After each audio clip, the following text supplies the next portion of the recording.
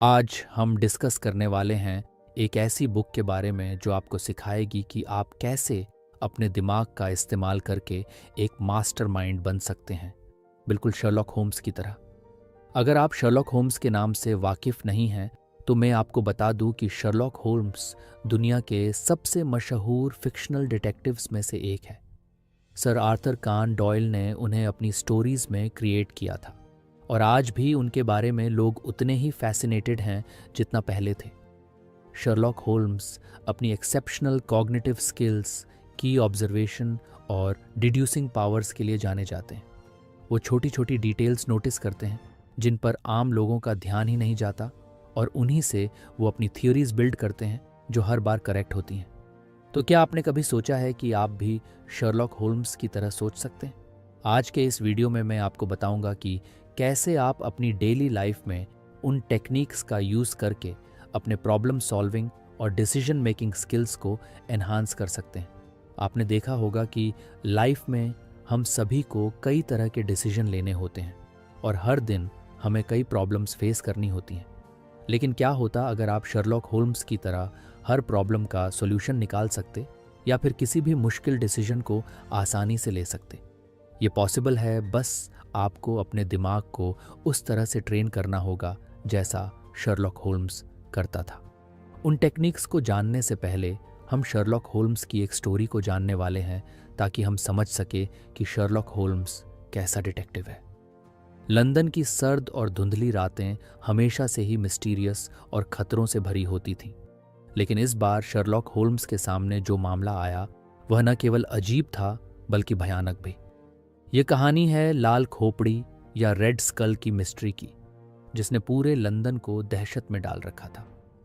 Sherlock Holmes और doctor Watson घर पर एक शांत शाम का आनंद ले रहे थे जब दरवाजे पर अचानक से जोरदार दस्तक हुई। दरवाजा खुला और एक घबराई हुई महिला अंदर आई। उसकी आंखों में डर साफ झलक रहा था। उसने अपना इंट्रोडक्शन दिया। उसका नाम था मिसेस एलिजाबेथ मार्टिन, जो शहर के एक बड़े बिजनेसमैन की पत्नी थी। मिस्टर होल्म्स, उसने कांपती आवाज में कहा, मेरे पति को किसी ने मार डाला है और उनके शरीर के पास एक लाल खोपड़ी का निशान छोड़ा गया है। पुलिस इसे सुलझाने में नाकाम रही है और अब मैं आपकी मदद चाहती हूँ। होम्स ने मिसेस मार्टिन को शांत किया और मामले की पूरी इंफॉर्मेशन ली। मिस्टर मार्टिन की बॉडी उनके ऑफिस में मिली थी और शरीर के पास एक खोपड़ी का साइन लाल रंग से बनाया गया था। ये लाल खोपड़ी लंदन में हो रही दूसरी हत्याओं से भी जुड़ी थी। होल्म्स ने तुरंत जांच शुरू की। वह वॉटसन के साथ मार्टिन के ऑफिस पहुंचे। वहां की स्थिति देखकर होम्स को एक अजीब सा एहसास हुआ। कमरे में सब कुछ नॉर्मल लग रहा था, लेकिन एक चीज ने होम्स का ध्यान खींचा। वह था लाल खोपड़ी का निशान, जो शायद खून से बनाया गया था। होल्म्स ने तुरंत अपनी खास मैग्नीफाइंग ग्लास से निशान का इंस्पेक्शन किया। वह निशान किसी आम इंसान के बनाए हुए नहीं लग रहे थे। उसने देखा कि निशान की रेखाएं एकदम साफ थीं, जैसे किसी ने उसे बहुत सोच समझकर बनाया हो। वॉटसन, होल्म्स ने कहा, यह मामला किसी आम क्रिमिनल का नहीं है। यह निशान किसी ऐसे इंसान का है जो अपने काम में माहिर है, और हमें इसे बहुत सीरियस से लेना होगा। जैसे जैसे होम्स ने मामले की तहकीकात की, उसने पाया कि यह लाल खोपड़ी का निशान न केवल मिस्टर मार्टिन के ऑफिस में बल्कि लंदन के दूसरे हिस्सों में भी पाया गया है। इस निशान का मतलब क्या हो सकता है? होल्म्स ने गहराई से सोचा और समझा कि यह कोई नॉर्मल क्राइम नहीं है, बल्कि इसके पीछे कोई बड़ा रहस्य छिपा है। उसने पाया कि जिन जगहों पर ये निशान पाए गए हैं वे सभी किसी न किसी तरीके से एक सीक्रेट ऑर्गेनाइजेशन से जुड़े हुए थे, जिसे द रेड स्कल कहा जाता था। ये ऑर्गेनाइजेशन लंदन के अमीर लोगों को निशाना बना रहा था और उन पर दबाव डाल रहा था ताकि वे उनकी मांगें पूरी करें। होल्म्स ने अपनी जांच को और आगे बढ़ाया और जल्द ही उसे पता चला कि यह ऑर्गेनाइजेशन लंदन के कुछ बड़े बिजनेसमैन और लीडर्स का एक सीक्रेट यूनियन था, जो अपने ओपोनेंट्स को डराने के लिए लाल खोपड़ी का निशान छोड़ते थे। लेकिन मार्टिन की हत्या ने होल्म्स को हैरान कर दिया। आखिर वह भी तो इसी यूनियन का हिस्सा था, फिर उसकी हत्या क्यों? होल्म्स ने अपने लॉजिक से समझा कि मार्टिन ने इस यूनियन के खिलाफ जाने की कोशिश की थी और इसलिए उसे मार दिया गया। उसने वॉटसन के साथ मिलकर एक प्लान बनाया कि कैसे इस ऑर्गेनाइजेशन का पर्दाफाश किया जाए। एक मिनट रुकिए। क्या आपको पता है कि 90% लोग सेल्फ हेल्प वीडियोस देखने के बाद भी अपनी लाइफ क्यों नहीं बदल पाते? क्योंकि यूट्यूब पर आप सिर्फ सुनते हो, लेकिन एक्शन लेना भूल जाते हो। मैं नहीं चाहता कि आप भी उन 90% लोगों की भीड़ का हिस्सा बनो जो सिर्फ वक्त बर्बाद कर रहे हैं। इसीलिए मैंने इस पूरी वीडियो का एक एक्शनेबल चेकलिस्ट और सीक्रेट माइंडसेट पीडीएफ अपने टेलीग्राम चैनल सेल्फ ग्लोबल पर अपलोड कर दिया है। वहां मैं वो एक्सक्लूसिव ऑडियो नोट्स और पर्सनल स्ट्रेटजी शेयर करता हूं जो मैं यूट्यूब की पॉलिसी की वजह से यहां खुलकर नहीं बोल सकता। अगर आप वाकई सीरियस हो और अपनी लाइफ का कंट्रोल अपने हाथ में लेना चाहते हो तो अभी डिस्क्रिप्शन में दिए गए लिंक पर क्लिक करो और सेल्फ ग्लोबल फैमिली ज्वाइन करो। वहां मैं आपका इंतजार कर रहा हूं। होल्म्स ने मिसेस मार्टिन से कहा कि वह अपने पति के अंतिम संस्कार में सभी बिजनेसमैन को इनवाइट करें। उसने पूरे मामले को एक जाल की तरह बुन लिया था। अंतिम संस्कार के दौरान होम्स ने देखा कि कुछ बिजनेसमैन के चेहरे पर चिंता के भाव थे। उन्होंने पुलिस को भी इस मामले में शामिल कर लिया था। जैसे ही अंतिम संस्कार खत्म हुआ, होल्म्स ने अपने खास अंदाज में सबके सामने आकर कहा, मिस्टर मार्टिन की हत्या एक सोची समझी साजिश थी और इस साजिश में आप सभी शामिल हैं। सभी बिजनेसमैन हैरान रह गए। होल्म्स ने सबूत के तौर पर उन लोगों के खिलाफ ठोस प्रूफ पेश किए जो उसने जांच के दौरान इकट्ठा किए थे। आप लोगों ने सोचा था कि आप इस शहर में दहशत फैलाकर अपने मंसूबों में कामयाब हो जाएंगे, लेकिन आप ये भूल गए कि अपराध की दुनिया में शर्लॉक होल्म्स से कुछ भी छिपा नहीं रह सकता। Ultimately the Red Skull organization का भांडाफोड़ हो गया और सभी दोषियों को गिरफ्तार कर लिया गया। लंदन एक बड़े खतरे से बच गया और होल्म्स ने एक और कॉम्प्लेक्स मामले को सुलझाकर अपने स्किल का लोहा मनवा लिया। डॉक्टर वॉटसन ने इस मामले को अपनी डायरी में लिख लिया और इस कहानी ने होल्म्स के करियर में एक और चमकदार चैप्टर जोड़ा। होल्म्स के लिए यह सिर्फ एक और केस था, लेकिन उसकी सूझबूझ और लॉजिक ने एक बार फिर साबित कर दिया कि दुनिया में कोई भी मिस्ट्री उसके रीजनेबल दिमाग से परे नहीं है। जब भी शर्लॉक होल्म्स किसी भी केस की गुत्थी सुलझाता है तो उसकी सबसे बड़ी ताकत होती है उसकी ऑब्जर्वेशन और अटेंशन टू डिटेल की ताकत। शर्लॉक सिर्फ वही नहीं देखता जो सामने होता है, बल्कि वो उस चीज़ को भी देखता है जो नॉर्मल इंसान की नज़रों से छूट जाती है। ये चीज़ उसे दूसरों से अलग बनाती है। होल्म्स कहते हैं कि तुम देखते हो पर ऑब्जर्व नहीं करते। इस स्टेटमेंट का मतलब ये है कि हम अक्सर चीज़ों को सिर्फ ऊपर से देखते हैं और उन पर गहरी नज़र नहीं डालते, जबकि शर्लॉक हर छोटी से छोटी डिटेल पर ध्यान देता है, चाहे वो कितनी भी इनसिग्निफिकेंट क्यों न लगे। यही रीज़न है कि वो किसी भी केस को हल करने में इतना सफल होता है।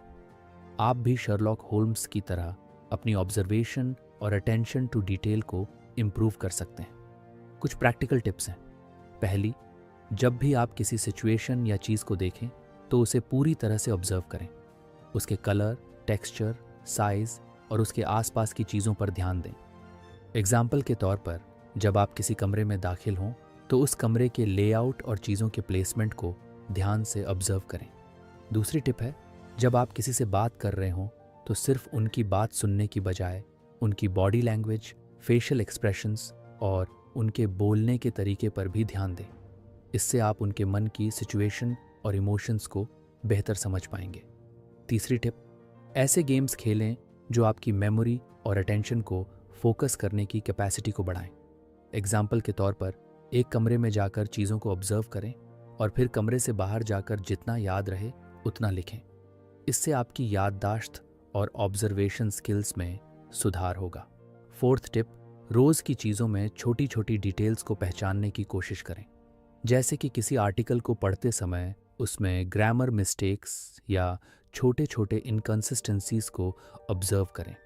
शर्लॉक होल्म्स की ऑब्जर्वेशन और अटेंशन टू डिटेल की ताकत को समझने के लिए आइए एक एग्जाम्पल पर नज़र डालते हैं। एक बार डॉक्टर वॉटसन और शर्लॉक होल्म्स अपने कमरे में बैठे थे। शर्लॉक ने वॉटसन से पूछा कि तुमने इन सीढ़ियों को कितनी बार देखा है?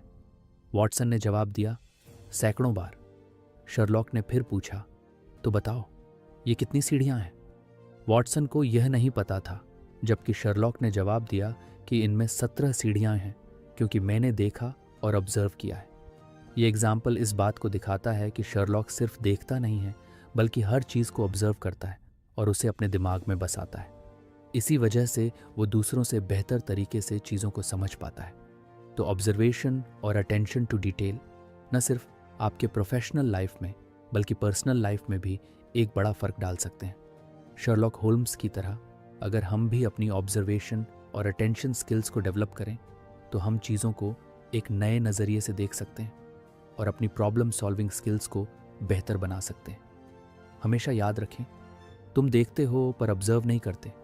ये छोटा सा फ़र्क ही बड़ी से बड़ी मिस्ट्रीज़ को सुलझाने में मदद कर सकता है। Lesson 2, brain attic, the importance of memory and it's management.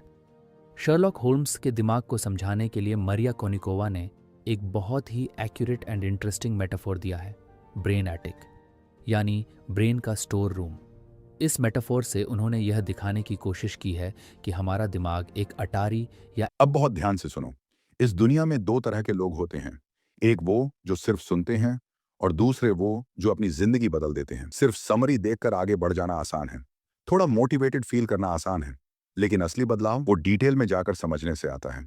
अगर तुम हर बार सिर्फ फ्री नॉलेज कंज्यूम करके खुश हो जाते हो तो सच मानो तुम प्रोग्रेस नहीं कर रहे। तुम बस अपने दिमाग को ये इल्यूजन दे रहे हो कि तुम ग्रो कर रहे हो। ओरिजिनल बुक तुम्हें वो डेप्थ देगी जो कोई भी 10 से 15 मिनट की समरी नहीं दे सकती। इसलिए इस बुक का लिंक डिस्क्रिप्शन में है, हो सकता है वो अफिलिएट लिंक हो। अगर तुम वहां से खरीदते हो तो मुझे थोड़ा सपोर्ट मिल जाता है। लेकिन असली सवाल सपोर्ट का नहीं है, सवाल ये है, क्या तुम सच में सीरियस हो? क्योंकि इन्वेस्ट वही करता है जिसे अपनी ग्रोथ पर भरोसा होता है। अगर तुम सिर्फ सुनने वालों में रहना चाहते हो तो यहीं तक ठीक है, लेकिन अगर तुम इंप्लीमेंट करने वालों में आना चाहते हो तो डिस्क्रिप्शन चेक करो, बुक लो, पढ़ो और अप्लाई करो। अब चलिए वापस आते हैं आज की इस बुक समरी के अगले सबसे पावरफुल लेसन पर। एटिक की तरह है जिसमें हम अपनी यादों और इन्फॉर्मेशन को स्टोर करते हैं, बट जैसे किसी एटिक में अननेसेसरी आइटम्स को जमा कर देने से वह डिसऑर्गेनाइज्ड हो जाती है, वैसे ही हमारा दिमाग भी डिसऑर्गेनाइज्ड हो सकता है अगर हम उसमें बेकार की इन्फॉर्मेशन भर दें। होल्म्स के अकॉर्डिंग हमारा दिमाग एक लिमिटेड स्पेस वाला एटिक है, इसलिए इसमें वही इन्फॉर्मेशन स्टोर की जानी चाहिए जो असल में इम्पॉर्टेंट एंड यूजफुल हो। शर्लॉक इस एटिक में अपने थॉट्स एंड मेमोरीज को इस तरह से ऑर्गेनाइज करता है कि जब भी उसे किसी स्पेशल इन्फॉर्मेशन की ज़रूरत होती है वह उसे तुरंत ढूंढ सके। वास्तव में हमारा दिमाग भी लिमिटेड रिसोर्सेज और कैपेसिटी के साथ आता है। अगर हम इसे बेकार की इन्फॉर्मेशन से भरते हैं तो हम ज़रूरी और इम्पॉर्टेंट इन्फॉर्मेशन को स्टोर नहीं कर सकते हैं। इसलिए हमें यह तय करना चाहिए कि कौन सी इन्फॉर्मेशन को दिमाग के एटिक में स्टोर करना है और कौन सी को छोड़ देना है। शर्लॉक होल्म्स का एक की प्रिंसिपल्स है कि दिमाग में वही इन्फॉर्मेशन रखी जानी चाहिए जो वास्तव में हमारे जीवन में इम्पॉर्टेंट हो। यह सिलेक्टिव मेमोरी का प्रिंसिपल है। जब हम बेकार की इन्फॉर्मेशन से छुटकारा पा लेते हैं तो हमारे दिमाग में केवल वही इन्फॉर्मेशन बचती है जो हमारे लिए यूज़फुल है। जब भी हमें किसी प्रॉब्लम का सॉल्यूशन करना होता है तो हमारे दिमाग की यह ज़रूरी इन्फॉर्मेशन हमें तुरंत अवेलेबल हो जाती है। इस तरह हमारी सोच और डिसीजन लेने की प्रोसेस तेज़ और सटीक होती है। एग्जाम्पल के लिए, अगर आपको वेरियस मैथमेटिकल फार्मूलाज याद रखने की ज़रूरत है तो आपको उन्हीं सोर्सेज पर कॉन्सेंट्रेट करना चाहिए जो आपके रोज़ की ज़रूरतों के अकॉर्डिंग यूज़फुल हों। बेकार की इन्फॉर्मेशन केवल आपके दिमाग के एटिक में जगह घेरती है और इम्पॉर्टेंट इन्फॉर्मेशन की पहुंच को मुश्किल बना देती है। जैसे किसी भी एटिक को समय समय पर साफ और सिस्टमैटिक किया जाता है, वैसे ही हमारे दिमाग की एटिक को भी रेगुलर रख रखाव की ज़रूरत होती है।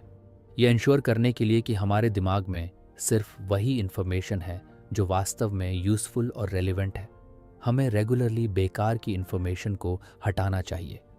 शर्लॉक होम्स का मानना है कि जब हम अपने दिमाग की एटिक में केवल इम्पॉर्टेंट इन्फॉर्मेशन रखते हैं तो यह हमें किसी भी समय ज़रूरी इन्फॉर्मेशन को आसानी से ढूंढने और यूज़ करने की फैसिलिटी प्रोवाइड करता है।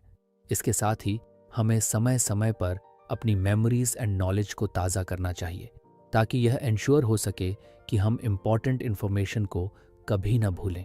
एग्जाम्पल के तौर पर, आपने जो भी सीखा है उसे समय समय पर रिपीट करना और फिर से पढ़ना ज़रूरी है। इससे वह इन्फॉर्मेशन आपके दिमाग में लंबे समय तक सेफ रहेगी और जब आपको उसकी ज़रूरत होगी तब आप उसे आसानी से रिकॉल कर सकेंगे। Lesson 3, imagination and creativity, their role in problem solving. Sherlock Holmes को अक्सर एक लॉजिकल और फैक्ट बेस्ड इंडिविजुअल्स की तरह देखा जाता है, लेकिन उसकी सक्सेस का एक बड़ा हिस्सा उसकी इमेजिनेशन और क्रिएटिविटी में भी है। जब भी वह किसी प्रॉब्लम का सामना करता है तो वह सिर्फ अवेलेबल फैक्ट्स पर डिपेंडेंट नहीं रहता, बल्कि वह अपनी इमेजिनेशन का यूज़ करके अलग अलग पॉसिबिलिटीज़ और सिचुएशंस को इमेजिन करता है। यही उसकी सोच को दूसरे लोगों से उसे अलग बनाता है। होल्म्स की यह एबिलिटी, उसकी इमेजिनेशन, उसे किसी भी प्रॉब्लम को एक नए नज़रिए से देखने की ताकत देती है। अगर वह सिर्फ फैक्ट्स पर डिपेंडेंट रहता तो शायद कई मामलों में फेल हो जाता, लेकिन इमेजिनेशन के इस्तेमाल से वह हर पोटेंशियल दिशा में सोचता है, जो उसे प्रॉब्लम का सॉल्यूशन ढूंढने में मदद करती है। जब हम किसी प्रॉब्लम का सामना करते हैं तो अक्सर हम वही रास्ते अपनाते हैं जो हमें पहले से मालूम होते हैं, लेकिन शर्लॉक होल्म्स की तरह अगर हम अपनी सोच को एक नए तरीके से यूज़ करें तो हम उन सॉल्यूशन तक पहुंच सकते हैं जो नॉर्मल थिंकिंग से परे होते हैं। क्रिएटिविटी का मतलब है कि आप किसी प्रॉब्लम को अलग अलग अप्रोच से देख सकें और नए अनोखे तरीकों से उसका सॉल्यूशन ढूंढ सकें। शर्लॉक अक्सर उन पहलुओं को देखता है जो दूसरे लोग अनदेखा कर देते हैं। वह इसीलिए सक्षम है क्योंकि वह अपनी इमेजिनेशन का यूज़ करके पॉसिबिलिटीज़ के अलग अलग पहलुओं को समझता है। एग्जाम्पल के लिए, अगर वह किसी क्राइम सीन पर होता है तो वह सिर्फ इवेंट्स के ऑर्डर को नहीं देखता, बल्कि यह भी सोचता है कि अगर चीज़ें कुछ अलग होती तो रिजल्ट क्या होता। ये क्रिएटिव थिंकिंग ही उसे कई बार सही दिशा में ले जाती है। शर्लॉक होल्म्स की एक और इम्पॉर्टेंट टेक्निक्स है सिनारियोस की विजुअलाइजेशन। जब भी वह किसी प्रॉब्लम का सामना करता है तो वह अपने दिमाग में डिफरेंट पॉसिबल आउटकम्स की इमेजिनेशन करता है। इससे उसे यह समझने में मदद मिलती है कि कौन सा रास्ता सबसे सूटेबल है और कौन सा रिजल्ट उसे अपने गोल तक पहुंचा सकता है। विजुअलाइजेशन का मतलब है कि आप पहले से ही डिफरेंट आउटकम्स की इमेजिनेशन कर लेते हैं और फिर उस पर विचार करते हैं कि कौन सा रिजल्ट आपके लिए सबसे अच्छा हो सकता है। ये प्रोसेस आपको पोटेंशियल रिस्क्स और चैलेंजेस से भी अवेयर कराती है। एग्जाम्पल के तौर पर, अगर आप किसी डिसीजन के रिजल्ट की इमेजिनेशन करते हैं तो आप पहले से ही उस डिसीजन के पॉजिटिव एंड नेगेटिव पहलुओं को समझ सकते हैं, जिससे आप एक बेहतर डिसीजन लेने में सक्षम होते हैं। होल्म्स अपने दिमाग में अलग अलग इवेंट्स की विजुअलाइजेशन करता है और फिर उन सिनारियोस को एनालाइज करके सही कंक्लूजन पर पहुंचता है। ये न केवल उसे गलतियों से बचाता है, बल्कि उसे उस दिशा में भी गाइड करता है जो सही होती है। अगर आप भी अपनी क्रिएटिविटी और विजुअलाइजेशन स्किल्स को शर्लॉक होल्म्स की तरह डेवलप करना चाहते हैं तो कुछ टिप्स हैं। कभी भी किसी प्रॉब्लम को सॉल्व करने का सिर्फ एक तरीका न अपनाएं। अलग अलग व्यू पॉइंट से सोचें और नए आइडियाज़ के बारे में विचार करें। माइंड मैपिंग एक ऐसा तरीका है जिससे आप अपनी सोच को सिस्टमैटिक कर सकते हैं और नए थॉट्स को पैदा कर सकते हैं। ये आपको अलग अलग ऑप्शंस को एक साथ देखने और उनको कंपेयर करने में मदद करता है। रेगुलरली मेडिटेशन और विजुअलाइजेशन की प्रैक्टिस करें। यह आपके दिमाग को शांत करेगा और आपकी इमेजिनेशन को बढ़ावा देगा। जब भी आप किसी प्रॉब्लम का सामना करें, खुद से सवाल पूछें, अगर ऐसा होता तो क्या होता? अगर मैं ये डिसीजन लेता तो रिजल्ट क्या होते? इस प्रकार के क्वेश्चन आपके दिमाग को नए थॉट्स की ओर ले जाते हैं। Lesson 4, emotional control. जब भी वह किसी मामले की जांच करता है तो वह अपने इमोशंस को एक ओर रख देता है और पूरी तरह से लॉजिक और ऑब्जेक्टिविटी पर कॉन्सेंट्रेट करता है। ये इमोशनल डिटैचमेंट उसे क्लियरली एंड फेयरली सोचने में मदद करता है, जिससे वह बिना किसी पर्सनल बायस के सही कंक्लूजन तक पहुंचता है। इमोशंस का हमारे डिसीजन लेने की प्रोसेस पर गहरा इफेक्ट होता है। जब हम किसी प्रॉब्लम का सामना करते हैं तो हमारी भावनाएं, जैसे डर, गुस्सा या एक्साइटमेंट, हमारे लॉजिकल सोचने की क्षमता को रोक सकती हैं। होल्म्स हमें सिखाता है कि अगर हम अपने इमोशंस को कंट्रोल करना सीखें तो हम किसी भी चुनौती का सामना करने के लिए बेहतर तरीके से तैयार हो सकते हैं। ये इमोशनल कंट्रोल हमें हमारी सोच को क्लियर एंड पर्पसफुल बनाए रखने में मदद करता है। शर्लॉक होल्म्स का ये अप्रोच स्टोइक फिलॉसफी से इंस्पायर है, जिसमें सिखाया जाता है कि हमें चुनौतियों के सामने शांत और लॉजिकल रहना चाहिए। स्टोइसिज्म के प्रिंसिपल्स के अकॉर्डिंग हमें उन चीज़ों पर कॉन्सेंट्रेट करना चाहिए जिन्हें हम कंट्रोल्ड कर सकते हैं, और उन पर समय और एनर्जी बर्बाद नहीं करनी चाहिए जिन्हें हम नहीं बदल सकते।